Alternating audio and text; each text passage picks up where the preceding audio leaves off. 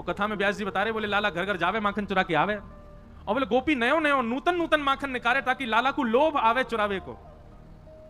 तो वो गोपी अपने घर गई, घर जाकर के माने माखन मथो, और वो माखन मथते समय हमेशा तो ये सोचती लाला मेरो खावेगो, मेरो पति खावेगो, मेरी सास खावेगी, सबके काज माखन निकालूं, घी बनाऊंगी। लेकिन आज वो दही मथते मथते मन में विचार क्या कर रही है, काश मेरे यहाँ को निकरो भयो माखन कभी श्रीनाथ जी पावे, और मैं जाकर के नहीं पवाऊं, वो मेरे घर आके पावे। सुबह ने कहा कि मक्खन निकाल करके मटकी में भर के, और मन में विचार करने लगी, बोले अब उनको कहां पता होगी कि मेरे घर मक्खन निको है, इतना बड़ा संसार, वो तो सबको ध्यान रखें, उनको कहां पता होगी कि मेरे घर में मक्खन धरो है। कोई बात ना, मैं ही बता के आऊं। मक्खन की मटकी संग में लेकर के गई, और श्रीनाथ जी के मंदिर में खड़े है के सब तो दर्शन कर रहे हैं, और वो दूर से मक्खन के ऊपर की मटकी को भाग हटाए के ऐसे ठाकुर जी को दिखा रही है, लाला धौरी गैया के दूध को जमाए करके दही बनाए और वाकू मत करके बढ़िया मक्खन निकालो मैंने, आहा ऐसी सुगंधी आ रही है, कोई को ना दूंगी मैं, तेरे काजे निकारो है, तू आजा घर पे आके या कुछ चोरी कर ले जा, मैं कोई सो ना कहूंगी, तू बस चोरी कर ले जा। और ठाकुर जी को दिखा रही है दूर से मटकी। एक दिन आए गए, ठाकुर जी नहीं आए, दूसरे दिन फिर पहुंच गई, फिर दिखावे ठाकुर जी फिर भी नहीं आए। अब तो वाको नियम बन गया, रोज मक्खन निकाले, और बोली मैं देखूं कब तक नहीं आवेगो, रोज पहुंच जाए और ठाकुर जी को मक्खन दिखावे। महाराज कल गुरु जी आए ना हमारे, बता रहे एक बात, ठाकुर जी के लार टपकन लगी होठन में से वाके मक्खन को देख करके। और वही समय सामने, अब श्रीनाथ जी तो बिल्कुल मूर्तिमंत है कि खड़े हैं, सब दर्शनार्थी दर्शन कर रहे हैं, सामने कीर्तन गा रहे थे श्री कुंभन दास जी। तो कुंभन दास जी भी होंगे यहाँ पे, कहाँ हैं? वो सबसे कोने में भैया, दिखाई दियो कहीं से दिख जाए तो। कुंभन दास जी, लाला पता हो तो कौन से? वो भैया कैमरा वाले, कौन से कुंभन दास जी? वो हैं कोने वाले सबसे, बूढ़े बुजुर्ग से बेचारे। ये कुंभन दास जी कीर्तन गा रहे, और कीर्तन गाते गाते नहीं दिख रहे, ऊपर ते ले ले भैया, सबन को दिखाए दे बड़ी स्क्रीन में। अब यहां देखो सब लोग, जब देखें तब देखिए उन्हें। तो कुंभन दास जी कीर्तन गा रहे, और कीर्तन गाते गाते कहा देखो ठाकुर जी के लार टपक रही है यहाँ पे, और लार टपकती देख के श्री कुंभन दास जी मन में सोचने लगे, हो जय जय को कछु भोजन को मन कर रो दिखे। तो ठाकुर जी इन अष्ट सखाओं से बात करते थे। तो जैसे पर्दा आयो, कुंभन दास जी पर्दा के भीतर झांक के बोले, जय जय कहा भयो, कैसे लार निकल रही है? तो ठाकुर जी बोले, एक गोपी आवे, रोज आवे, और रोज मटका में मक्खन लेके आवे, दूर से मुंह दिखावे, और मुंह को लोभ दे के जावे, तो या को पाके जा, या को पाके जा। देखे कुंभन दास, अब सोचो ये कैसे बूढ़े बुजुर्ग से, इनसे ठाकुर जी लीला करते। अब ये पूरी वृत्तांत जो मैं आपको बता रहा हूं ना, यही रास है, इसी को ही रास कहते हैं। हम आप सबन को ठाकुर जी ऐसे ही दिखाई दे रहे हैं, ये रस है, लेकिन कुंभन दास जी को लार में दिखाई दे रहे हैं, ये रास है। हमारे राधा रमण लाल जी वृंदावन में सबन को ऐसे दिखाई दें तो वो रस है, लेकिन कभी कभी प्रसन्न हो जाए तो उनके दो दांत दिखाई दें, वो रास है। वो रास बिहारी ठाकुर जी हैं। ठाकुर जी अपनी लीला थोड़ी थोड़ी प्रकट करने लग जाए, वही को रास कह में। तो कुंभन दास जी बोले, जय जय कहा भयो, कैसे लार निकले? बोले एक गोपी रोज आवे और मुंह को दूर से मक्खन दिखावे, यूं के लाला आजा मेरे घर आके चोरी कर जा, और पता मुंह को लोभ दे के जा, भाई यूं शर्म नहीं आ रही है, मैं परमात्मा मुंह लोभ दे रही है। कुंभन दास जी बोले, अरे ब्रज के लोग तो बड़े भोरे हुए, जय जय कोई बात ना है, आप दूर से स्वीकार कर ले, दूर से ना मेरी लार यही मारे निकरी, अब तो मेरे खावे कोई मन है रो है। बोले हजारों वर्ष है गए भैया, कृष्ण लीला के बाद चोरी ना करी, मेरा बहुत जोर से मन है रो है, बाग गोपी के यहाँ चलें, चल के चोरी करिए। कुंभन दास जी बोले, भगवान बन गए हो अब आप, दूर दूर से लोग दर्शन करवे हमें आपके श्रीनाथ जी रूप में, वहां के यहाँ जाके चोरी करोगे, पता चल गई तो कैसी निंदा होगी? ठाकुर जी बोले, निंदा कम है हमारी, दुनिया चोर कह के बुलावे, और कहां निंदा होगी? निंदा की चिंता ना है, मुख तो भैया मक्खन खावे को मन करो। और वह गोपी को भाव इतना बढ़िया लगे, कुंभना तू मेरी जगह खड़े है कि देखो तेरे मुंह में लार आ जाएगी, ऐसा बढ़िया मक्खन निकाल के और दूर से ही दिखावे। कुंभन दास जी बोले, कहा करना बताओ? बोले, रात्रि में जैसी शयन है जाए मंदिर को, सोई तू पीछे खिड़की पे आ जाइयो, और मैं खिड़की से छलांग मार के बाहर आ जाऊंगा, तेरे कंधा पे बैठ के दोनों चलेंगे चोरी करके आवेंगे। कुंभन दास जी बोले, बड़ो बूढ़ो आदमी में मुंह पे चलो फिरो जाए ना है, आपको लेके कंधा पे कहां जाऊंगा मैं? ठाकुर जी बोले, कुंभना तू बस एक बात, एक सूत्र अपना ले। बोले, कहा शीघ्रता रखियो, बस देरी मत करियो, विलंब मत करियो, और जैसो मैं कहूं वैसो करतो चलियो, बाकी सब मैं संभाल लूंगा, तो बस ले चल मुझे। रात्रि में मंदिर कपाट बंद है गए, शयन है गए, सब दर्शनार्थी अपने अपने घर चले गए, मंदिर के सेवायत सब चले गए। वहां समय कुंभन दास जी मंदिर के पीछे खिड़की पर जाके खड़े भये, और शयन के वस्त्र धारण किए, थोड़ी छोटी सी पाग पहन रखी है, गले में 2 माल धारण कर रखी हैं, बढ़िया गुलाब को इत्र लगा रखो, पीतांबरी पहनी। श्रीनाथ जी ने अपने मूर्तिमंत रूप को सचल बना लियो, हाथ पांव सब सीधे है गए ठाकुर जी के, और खिड़की से ऐसे निकल करके बाहर आए, कुंभन दास के कंधा पे बैठ गए, दोनों पांव लटका लिए और सिर पकड़ करके ठाकुर जी ऊपर बैठ गए। अब छवि देखो कितनी सुंदर। अब ठाकुर जी कह रहे हैं, कुंभना हाँ यहाँ से सीधो चल, आगे पोखर आएगी बातें दाएं को मुड़ जाइयो, फिर वहां ते आगे तो बाएं को मुड़ जाइयो। कुमन दास जी तुम कब हुआ है वाकई यहाँ? बोले मैं गयो ना हूं, वो गोपी रोज आके मुझको बता के जावे कि मां मेरो घर है, आ जाइयो लाला। कुमन दास जी के नेत्रों में आंसू आ जाते, आहा कितने बड़भाग, ये लीला मेरे साथ घट रही है, मुझे अनुभव हो रहा है, कितना कितना सुख है मेरे लिए।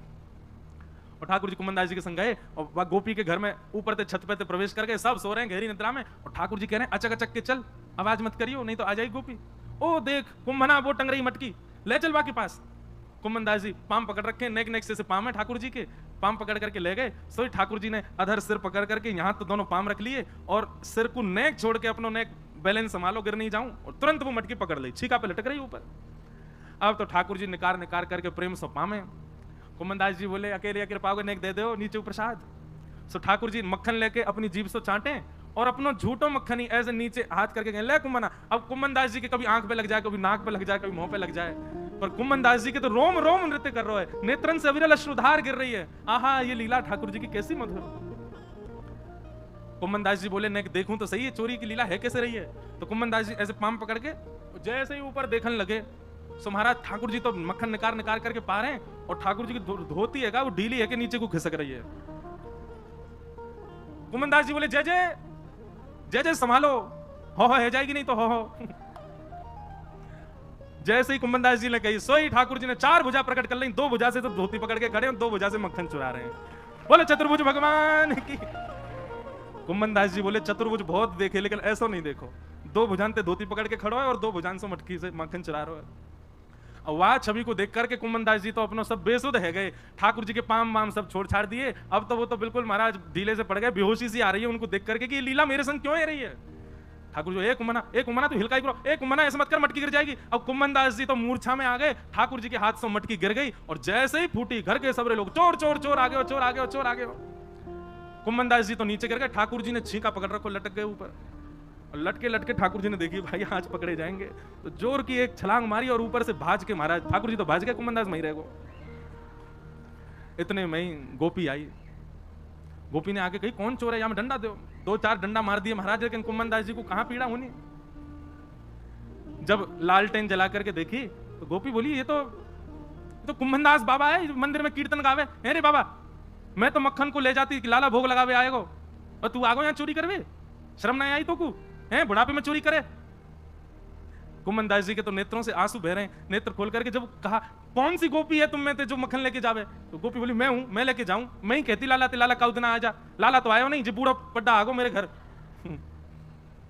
कुमन दास जी वाके चरणन में गिर गए और चरणन को हृदय से लगा करके तब कुमन दास जी ने जो पद गायो, तू है सखी बड़ भाग बड़ी नंदलाल तेरे घर आवत है, तू है सखी बड़ भाग बड़े सब लोग नंदलाल तेरे घर आवत है। ये रास है, इसको रास कहते हैं, नृत्य को रास नहीं कहते। तू अपनो श्रृंगार करत है, तू अपनो श्रृंगार करत है, ये दर्पण हाथ दिखावत है, ये दर्पण हाथ दिखावत है। तू है सखी बड़ भाग बड़े गोपाल तेरे घर आवत है, तू है सखी बड़ भाग बड़े गोपाल तेरे घर आवत है। निज कर गूथ सुमन के गजरा, निज कर गूथ सुमन के गजरा, ये अपने ही हाथ पहरावत है, ये अपने ही हाथ पहरावत है। तू है सखी बड़ भाग बड़े गोपाल तेरे घर आवत है, तू है सखी बड़ भाग बड़े गोपाल तेरे घर। अरे सखी मैं ना आया हूं तेरे घर चोरी करवे, जाकू तू लोभ दे के आई वही आया हूं मेरे संग में। गोपी बोली सांची कहो बाबा, बोले सांची कह रहा हूं। अरे भैया मैंने दुनिया ते उनके यश सुने पर उनते तेरो यश सुनो, तू कैसे दही मत है, कैसे मक्खन को भरे, कैसे लेकर के जावे, और तू कैसे कैसे अपने घर को पूरा मार्ग बतावे, वो सब ठाकुर जी अपने मुख से मुख को सुना रहे।